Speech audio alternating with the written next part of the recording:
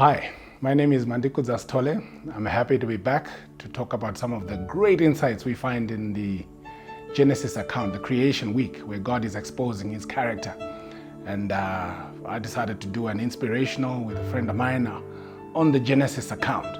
But what is interesting about the Genesis account is that it ends with God resting on the seventh day. The Bible in Genesis chapter 2 and verse 2 says, "Then God ended the work that he has done, and he rested on that day. And then he blessed it and sanctified it." Now, what's interesting is that we call it the creation week. So the question is, what was created on the seventh day? God did not create anything physical on the creation day, which is day 7. But there's something he did there which is interesting because it's similar to what he did from day 1. What we noticed about God from day 1 is everything he created was part of his character. Light. God calls himself, he is light. And even the word of God is called the lamp unto our feet. And that is the light that we need in order to survive. God created space on the second day, and he created the land and the sky. The land itself has a character of God. It reproduces. And that's creatorship that was given to it. On the third day, God created even the trees and the flowers and the grass and the trees have fruit. That's an aspect of God's character, which is inside of those fruit, because that's a creatorship role that he gave to seed. If we move on, even when he created all the animals that he created, he gave them the gift of procreation until he created a copy of himself on the 6th day when he created mankind.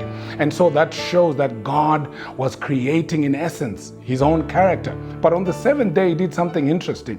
He actually created space for himself. The 7th day was sanctified and set apart. And he created an aspect of himself as well in the resting aspect. Because when we rest, we recreate, we rejuvenate, we allow our bodies to do the godly act of creation, recreating our elements, because we can't keep working continuously. Our bodies can't handle that. Who knows better than the designer on what we should do on the 7th day?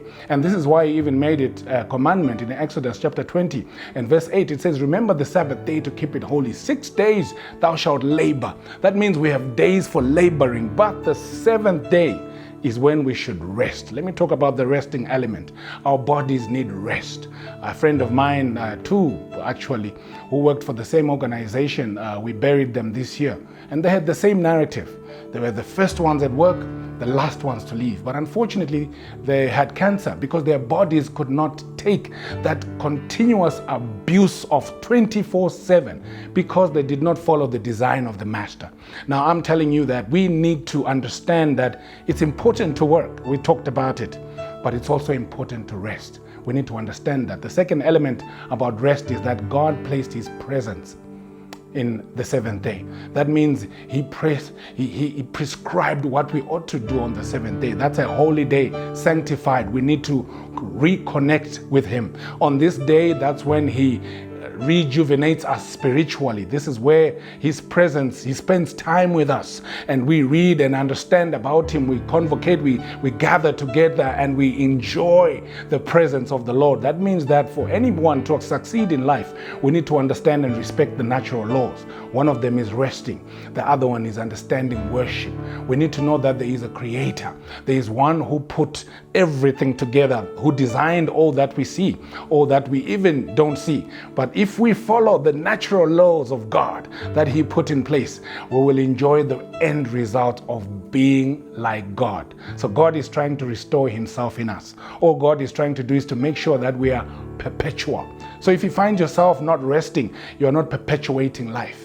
If you find yourself eating seed, we talked about mbewe haijigiwi, you're standing in the way of perpetuating fruit.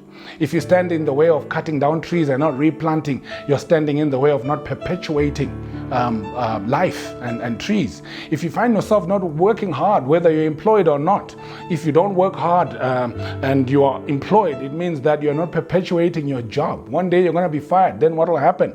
If you're self-employed, then if you stop working, you're not perpetuating your income and your salary. So ideally, godliness is what we see in the creation week. And on the last day, which is the seventh day, God gave us godliness by placing himself in the day. What did he create on the seventh day? He recreated himself by placing himself in the day.